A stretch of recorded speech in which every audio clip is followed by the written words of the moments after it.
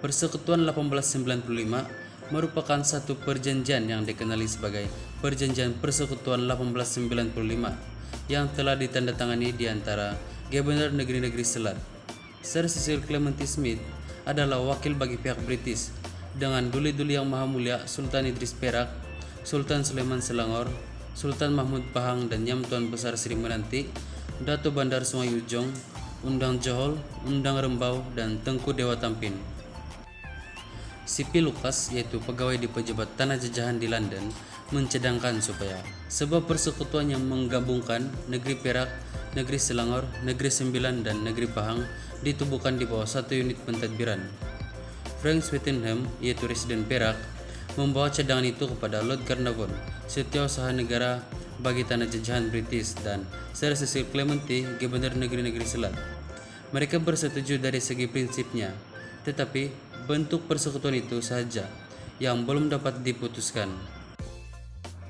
Lord Carnarvon mahukan sebuah persekutuan yang mengandungi negeri Selangor dan negeri Sembilan sahaja, manakala Sir Cecil Clementi pula lebih berminat kepada persekutuan yang meliputi seluruh negeri Melayu. Namun, tidak ada tindakan susulan yang diambil ke atas kedua-dua cadangan ini. Cadangan itu ditimbulkan semula selepas Sir Charles Mitchell menggantikan Sir Cecil Clementi sebagai Gubernur Negeri-Negeri Selat. Beliau mengarahkan dibuat satu laporan lengkap tentang cadangan itu untuk diteliti oleh setiausaha negara bagi tanah jajahan di London. Charles Mitchell mahukan pemusatan kuasa diwujudkan antara keempat negeri, supaya pentadbiran keadilan, cukai, dan penyelesaian tentang masalah tanah dapat diselaraskan. Beliau bercandang untuk mewujudkan jawatan Residen Jenderal untuk mengetuai pentadbiran bagi keempat negeri itu. Charles Mitchell juga mencadangkan pembentukan satu pentadbiran awam yang sama di seluruh persekutuan untuk menggantikan sistem pelantikan pegawai awam di setiap negeri yang bertindak mengikut arahan ketua jabatan persekutuan. Ketua-ketua jabatan ini bertanggung jawab kepada Residen Jenderal. Cadangan untuk menubuhkan persekutuan itu kemudian diluluskan dan Frank Swettenham ditugaskan untuk mendapatkan persetujuan daripada Raja-Raja Melayu berhubungan dengan cadangan itu. Frank Swettenham diminta untuk meyakinkan Raja-Raja Melayu bahwa persekutuan yang bakal ditubuhkan itu untuk faedah bersama tanpa menjejaskan kuasa, kedudukan, dan taraf istimewa Baginda. Beliau diarahkan untuk memaklumkan kepada raja-raja bahwa penubuhan persekutuan akan mengukuhkan kuasa setiap negeri dalam perkara-perkara yang berkaitan kuasa kehakiman, penghapusan jenayah, pertahanan, dan hubungan luar. Dan akhirnya, Swettenham berjaya mendapatkan persetujuan daripada semua sultan di keempat buah negeri. Kesan Perjanjian Persekutuan.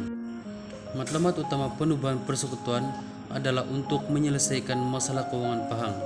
Ini menyebabkan sistem persekutuan yang dilaksanakan itu mempunyai banyak kelemahan. Yang pertama ialah persekutuan yang ditubuhkan tidak mempunyai konsep persekutuan yang sah dari segi undang-undang.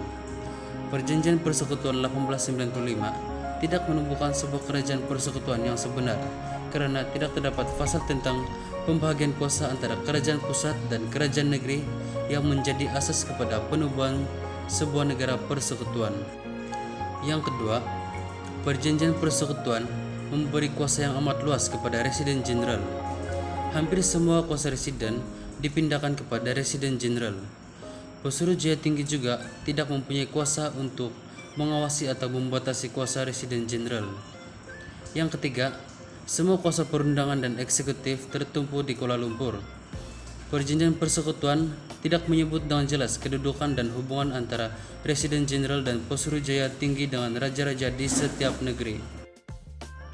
Yang keempat, percenggahan dalam beberapa pasal berlaku. Misalnya, ada pasal yang menyebut Majelis Negeri tidak ada kuasa dalam perbelanjaan awam, manakala dalam pasal lain dinyatakan bahwa kerajaan negeri mempunyai kuasa tentang pungutan cukai dan perbelanjaan awam selepas peruntukan kerajaan pusat dibuat. Yang terakhir yaitu perjanjian persekutuan tidak menyebut kewujudan perbendaharaan yang sama untuk semua negeri. Oleh itu, Sultan Perak enggan membiayai pembangunan Pahang, dan Pahang hanya diberikan pinjaman dan bukannya diberikan bantuan.